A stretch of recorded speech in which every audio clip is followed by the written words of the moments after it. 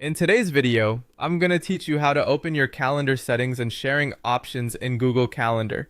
To get started, open Google Chrome on your computer and go to Google Calendar. Make sure you're signed into the correct Google account so you can access the calendar you want to manage. Once Google Calendar loads, take a moment to get familiar with the layout. On the left-hand side of the screen, you'll see a panel that includes a section called My Calendars. This is where your personal calendars and any calendars connected to your account are listed. Next, move your cursor over the specific calendar name you want to work with under My Calendars. You don't need to click the calendar name itself right away. Instead, just hover over it carefully.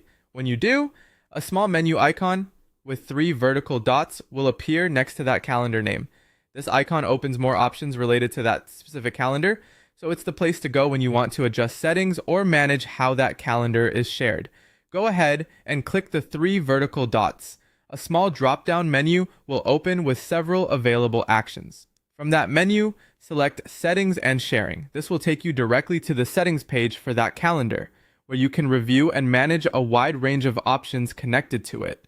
Once you're on the Settings and Sharing page, you'll be in the right place to control how that calendar behaves and who can access it. This area is useful if you want to change sharing permissions, review visibility options, or manage other calendar-specific preferences.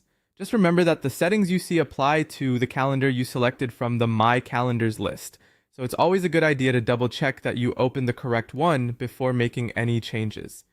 If the 3-dot menu doesn't appear at first, simply move your mouse slowly over the calendar name again.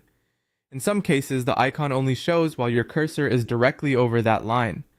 Also, if you have multiple calendars with similar names, take an extra second to confirm which one you're selecting so you don't open the wrong settings page. And that's it. You've successfully opened the settings and sharing section for a calendar in Google Calendar using Chrome.